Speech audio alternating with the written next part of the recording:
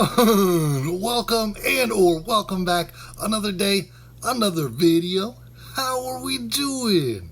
Hope your week is off to a good start. What do we have to talk about today?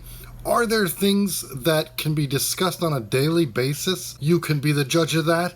I wanted to talk about so we have, coming from a little small, tiny podcast thing that I'm doing here, a couple of the movers and the shakers in the comedy world have talked about a couple of books, and I'm talking about two different podcasts that are bestsellers, that are how to get women, decent reads if you're interested in the subject.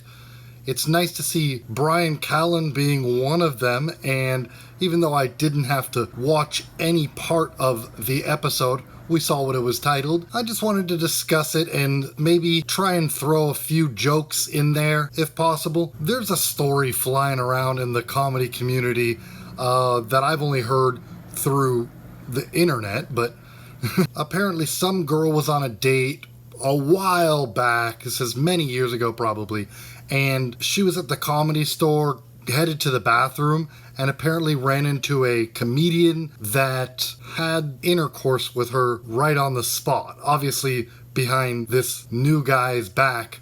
But creepy, a little bit. And then I have my theories on who that might be. It doesn't matter, but I'm sure the girl didn't think it was that creepy. But these books are sort of a well-known, you might say, subculture in the community. I see stand-ups talking about it more than I've ever heard anybody in real life, for sure. Bringing it up, never. I think you could find where you stand in that story based on your level of introvert or extrovert. And this very much may have to do with your standing in your family, siblings, no siblings, etc. But then jumping off from there, did you get into scrums when you were a child? Are you confident speaking your own opinions out in the wild? You know, I see all these comments on Instagram that are sort of snarky when it comes to Black or African American relations with the cops.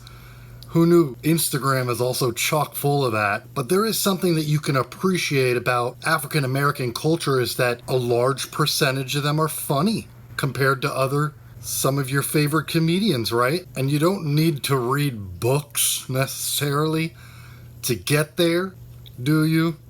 The fundamental stuff in these books is not covered in so much that we all understand when we approach a beautiful woman, our entire next 18 years plus is on the line. So you want to be someone who, and I love an assimilated black dude, but not to the extent that he doesn't know how to stand up for what he's saying. And of course these days you could throw all this out the window and just claim it's a mishmash and who really cares. But if you want to emulate some of these people that you like, it's not a bad idea to go the Joe Rogan route. I talk about him every day, it seems, but Bobby Lee has told us a little story about it, mentioning how he got his face spat on. Well, flirting is being in a good mood and adjusting the small talk into more playful conversation.